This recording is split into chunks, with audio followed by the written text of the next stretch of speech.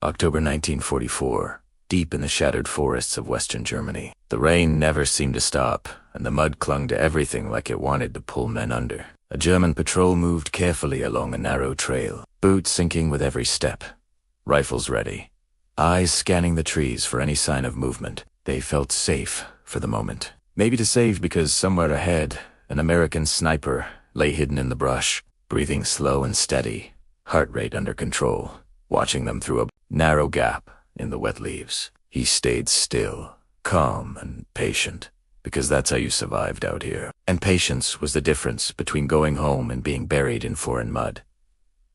This sniper wasn't famous, and his name never appeared in newspapers back home because men like him fought wars in silence, where glory didn't matter and survival was the only medal worth earning. He was a quiet infantryman turned marksman, carrying a worn rifle, a handful of rounds, and one strange idea that would soon turn 3 days of fighting into an absolute nightmare for the German army. The idea was simple, almost laughable when you think about it, and it involved nothing more than a bootlace and some basic understanding of how fear works. But in the chaos of war, simple ideas could kill more effectively than any fancy tactic dreamed up in some officer's tent miles behind the lines. The Germans believed they understood American snipers after months of hard fighting across France and into Germany. They thought Americans were reckless, impatient, and easy to flush out with a little pressure, a few grenades, and aggressive movement. That belief came from experience, from watching American forces push forward fast and loud music through the French countryside, taking ground quickly but sometimes carelessly. But this man was different. He'd learned the hard way that speed got you killed, and patience mixed with genuine fear and desperate creativity kept you breathing for one more day. Quick thing before we continue.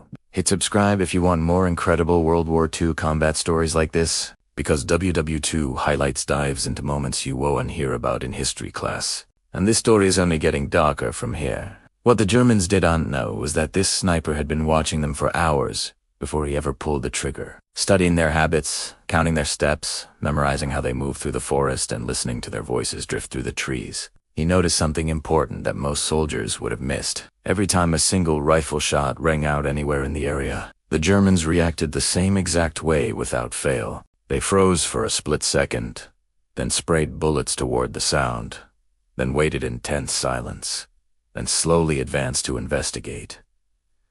They assumed one shooter. They assumed a man behind the trigger. They assumed they could overwhelm a single enemy with numbers and firepower. That assumption would cost them more lives than anyone could have predicted. The sniper took a bootlace from his pack, tied it carefully to the trigger of his rifle, stretched it back through the brush, and fixed the other end around a small branch behind him that would pull tight when disturbed. Then he crawled away slow and careful, making sure not to disturb the wet leaves or snap any twigs, until he reached another hidden spot about 20 yards to the side, where he had a clear view of the trail. From there, he waited again with his second rifle, finger resting near the trigger, eyes locked on the trail ahead, controlling his breathing and ignoring the cold rain that soaked through his uniform. When the Germans stepped into view, moving cautiously, but not cautiously enough.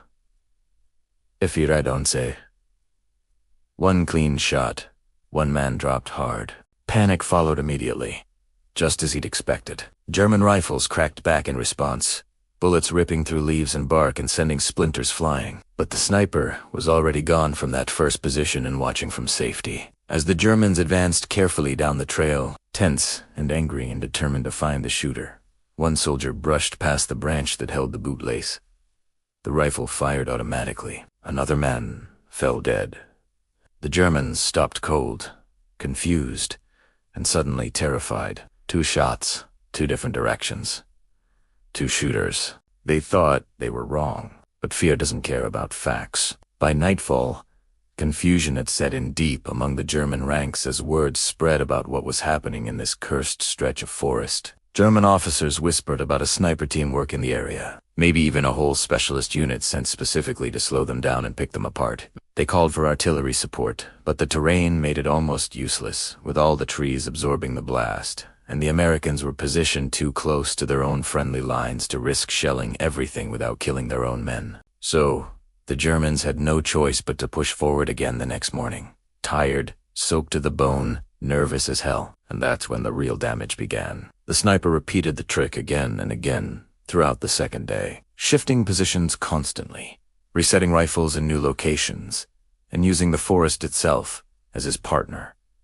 In this deadly game, sometimes he tied the bootlace to a fallen log position just right. Sometimes it's like a sapling, just waiting to snap when you pull the trigger. Other times, it's roots that tighten the cord when you step on them. Each shot draws fire back.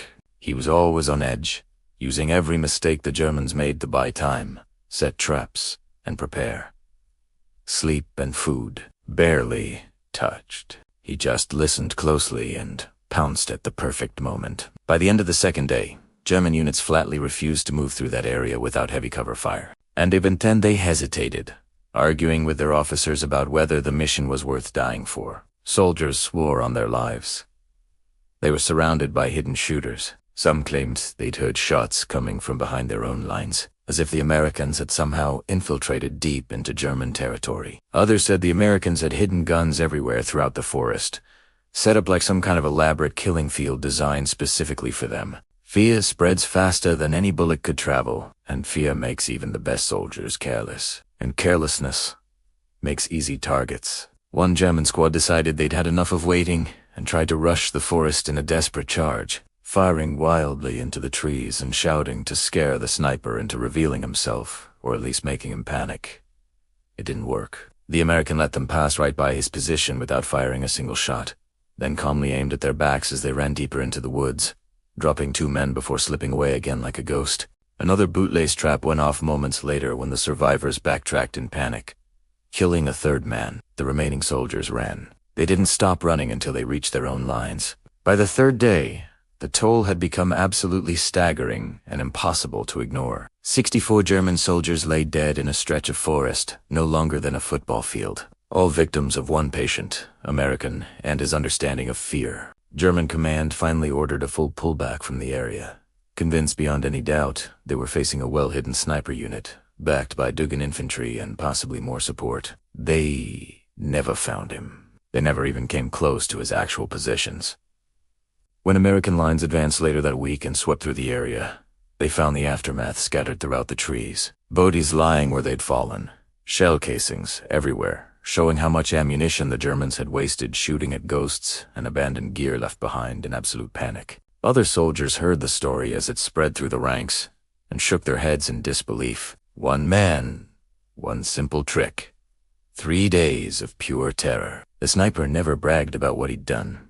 He never kept score or talked about his kills. To him, it was just another job done, another stretch of ground held long enough for the war to move forward and for other men to take his place. He survived the war, went home to America, and faded into the background of history like so many others who carried its weight in silence and never asked for recognition. But the lesson he left behind still matters today. In World War II, victory didn't always come from bigger guns or more men or better tanks. Sometimes it came from understanding fear, having patience when everyone else panicked, and knowing that a bootlace tied just right could kill more effectively than a whole platoon firing blind. Thanks for watching this story from WWII Highlights about one of the strangest and deadliest sniper tactics of the entire war. If you want more true combat stories like this, hit subscribe, because next time we re-uncovering another moment when creativity and desperation beat raw power in the deadliest conflict in human history.